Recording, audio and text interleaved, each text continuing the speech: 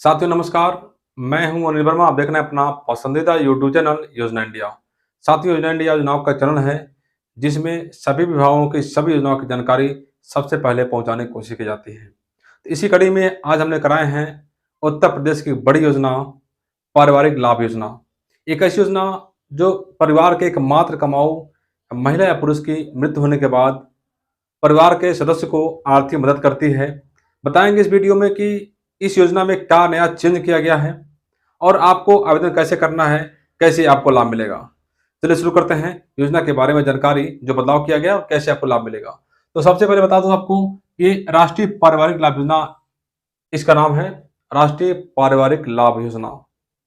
आप जैसे ही जान रहे हैं कि पारिवारिक लाभ योजना माने परिवार के सदस्यों को लाभ देने वाली यह योजना है। तो इसका एक खास बात यह है कि यदि परिवार में जो कमाऊ मुखिया होता है, चाहे वो महिला हो या पुरुष हो, तो उसकी मृत्यु हो जाती है, तो परिवार के सदस्य को सरकार आर्थिक मदद करती है। और मदद 30,000 रुपये तक होती है। 30,000 रुपये परिवार के सदस्य को, पत्नी को, बेटे को या माता पिता को दी जाती है। तो इसके लिए आपको आवेदन कहाँ करना है?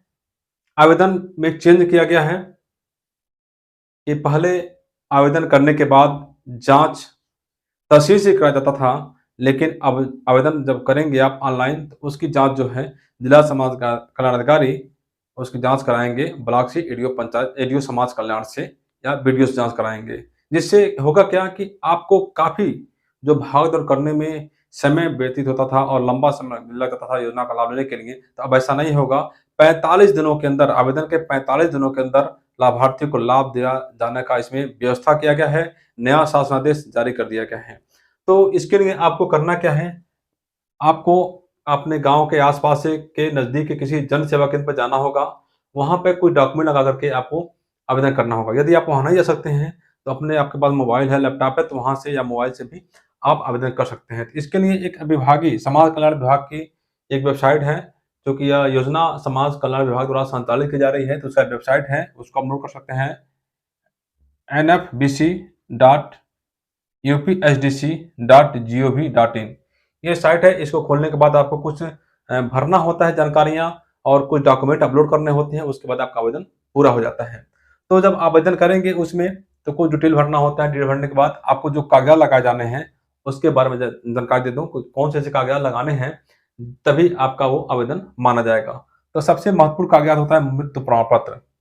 जिस परिवार के मुखिया, कमाऊ मुखिया की मृत्यु हो जाती है, उसका मृत्यु प्रमाण पत्र आपको इसमें लगाना होगा। उसके अलावा आवेदक का आधार कार्ड, जिसने भी आवेदन किया है उसका आधार कार्ड लगाना पड़ेगा। आय प्रमाण पत्र लगाना पड़ेगा। मृतक की उम्र से संबंधित प्रमाण पत्र लगाना पड़ेगा कि मृतक की उम्र, जो कमाऊ मुखिया है उसकी मृत्यु जब हुई तो उसकी उम्र कितनी थी। तो इसके लिए आप कुटुंब रजिस्टर की या मार्कशीट जो भी है शैक्षिक प्रमाण पत्र का, उसका लगा सकते हैं। स्वयं का फ़ोटो लगाना पड़ेगा और बैंक खाता लगाना पड़ेगा। ये डॉक्यूमेंट आपको वहाँ पर लगाना पड़ेगा और मोबाइल नंबर भी आपको वहाँ पे देना पड़ेगा, मोबाइल नंबर। तो ये सब ज़रूरी डॉक्यूमेंट है जिसको लगाना पड़ेगा। और इसके लिए जो आय का प्रमाण पत्र का जो दिया गया है दायरा, कितना आय होना चाहिए ये बता दूँ आपको। यदि आप गाँव में रहते हैं, तो गाँव वालों के लिए 46,080 रुपये ये वार्षिक आय होनी चाहिए।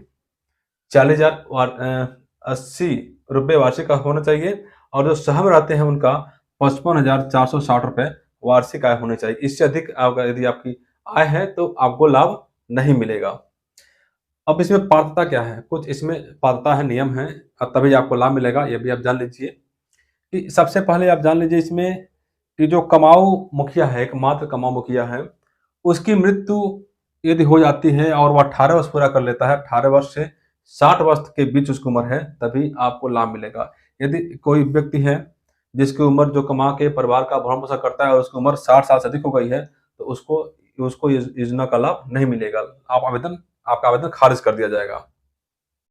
आय प्रमाण पत्र लगेगा इसमें। आय प्रमाण पत्र मैंने बता दिया आपको। गाँव में 46,080 और शहरी क्षेत्र में 55,460 रुपये वाला आय प्रमाण पत्र आपको लगाना पड़ेगा।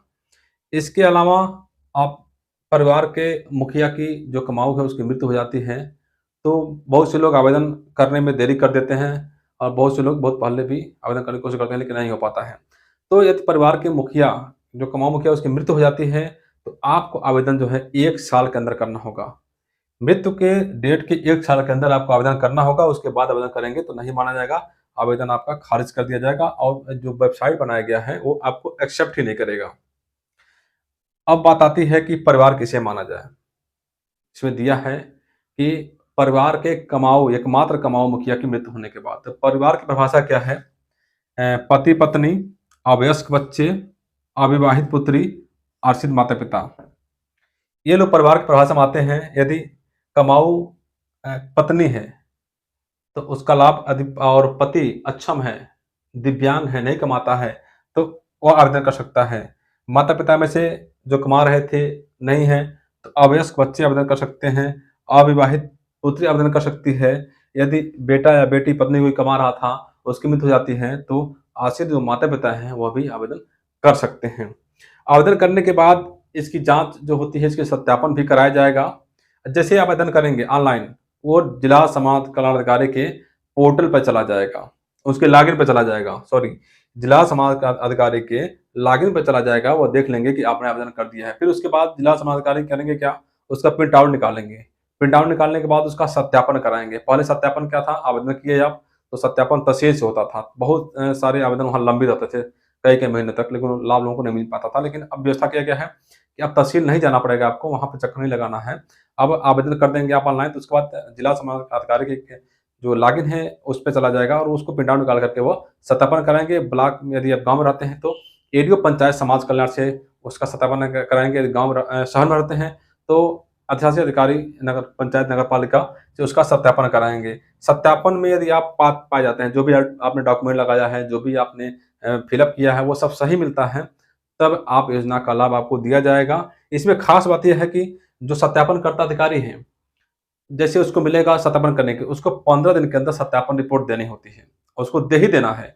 और सत्यापन के बाद जब भी इसका जो है 30 दिन में इसको जो है जिला समाज कल्याण अधिकारी को उसको निस्तारित कर देना है और 45 दिन के अंदर, आवेदन के 45 दिन के बाद उसके अंदर जो है योजना का लाभ लाभार्थी को दे दिया जाना है, यानी कि उसे 30,000 रुपये उसके खाते में भेज दिया जाना है। बजट जैसे ही आता है, उसके खाते में धनराशि भेज दी जाती है।